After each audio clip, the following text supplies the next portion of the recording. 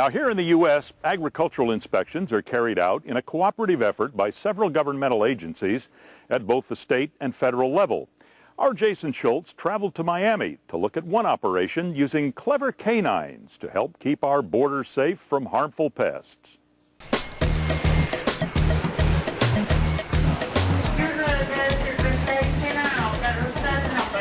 More than 80 million people arrive in the United States by air each year. And with them come hidden dangers, threats never before unleashed on American soil. Fortunately, there is an elite team tasked with keeping infiltrators away. All right. Come here, come on, we're going this way. Ferris is part of the United States Customs and Border Protection Beagle Brigade. He and his partner, Ashley Batt, are on patrol today at Miami International Airport. More than 80 scent-sniffing dogs and handlers are stationed at international airports across the United States. What I'm trying to do is just give the dog the chance to smell as many bags as possible. Agent Batt and Ferris aren't looking for drugs or the tools of terrorism. Ferris is sniffing out fruits, vegetables, plants, and meats inside luggage on arriving international flights. Do you have any food in there? You would be shocked to see how much people will bring in their luggage. We're finding stuff all the time, and it keeps the job interesting for me, and it keeps the job interesting for the dog. It's not that Ferris is hungry for foreign fruits. There's a good reason for this food hunt. Outside fruits, vegetables, plants, and meats can carry diseases and pests that could do serious damage to American agriculture. Things like citrus canker. Originally an Asian fruit disease, it's now causing major problems for Florida's citrus growers. The Beagle Brigade has a very important function to protect the agriculture industry in the United States. They stop numerous dangerous pests from entering into the food chain here in the United States.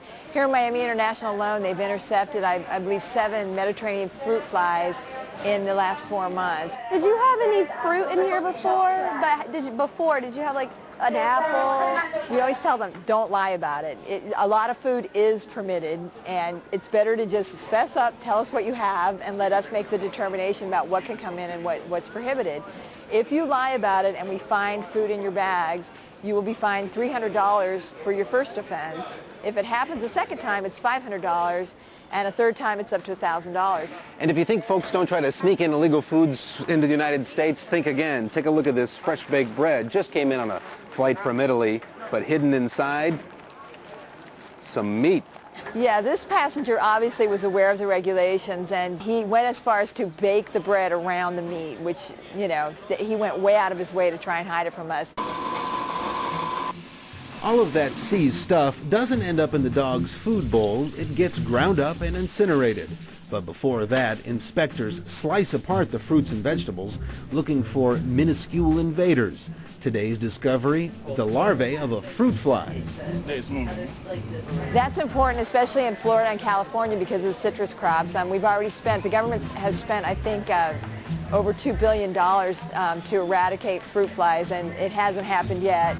These dogs are highly trained sniffing machines. In fact, there's a special school they go to for several weeks of intensive training, the USDA National Detector Dog Training Center in Orlando, Florida. Good boy. Very nice. There you go. Very good. Today, Micah is in what's called scent association training. There's fruit in one of these cardboard boxes, and it's Micah's job to find out which one. When he gets the target, though, he's gonna mark it. The dog sits because he relates it to what he did before, and then the dog gets rewarded. And the dogs here aren't taught to bark when they find food. They just sit and get a treat. Beagles are preferred mainly because they aren't an imposing pooch. Oh, good dog. After 5 weeks of training with boxes, the Beagles graduate to luggage. Here's where things get tricky.